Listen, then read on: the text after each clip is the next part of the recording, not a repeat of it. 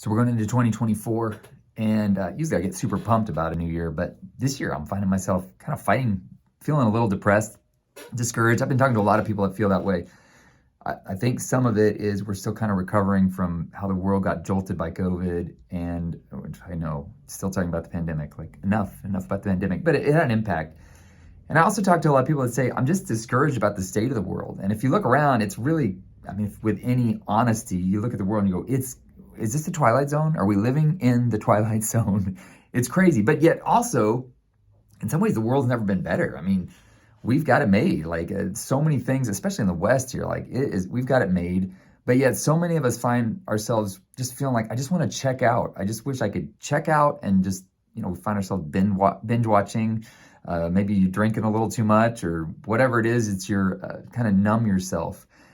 So I thought it'd be a great way to start the year of 2024 going to a book that I believe offers some of the greatest hope in the Bible. It's a book that most people, when you say the book, they go, whoa, that's a weird place to go for hope.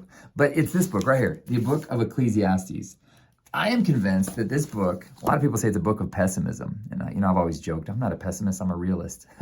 I'm convinced this book is not a book of pessimism. I really believe this book holds the answers for modern problems. This is not a book of pessimism as much as it is a book of perspective. That if you can get the right perspective on where we are in history, on where you are in history, on what is the most important thing in your life, on what God says is the most important thing, if you can keep the right perspective, it actually truly brings meaning to everything that you're doing, from the monotony to the boredom to the even the things that you go, we're doing this again, like history's about to repeat itself. I want to encourage you. I'm going to just do my devotionals in Ecclesiastes in January. I'm going to record it and encourage you to come along with me. It'll be on all sorts of platforms, YouTube, Instagram here, and several others. But I want to invite you to join me as we read through the book of Ecclesiastes. We're probably just going to do one chapter, one verse at a time, and see what we come up with. And who knows, we probably won't get to the end of it through January, but maybe we'll continue after that. We'll see how it goes. Invite you to join me for the most exciting book, I think, in the Bible, the book of Ecclesiastes. It's not a book of pessimism. It is a book of perspective.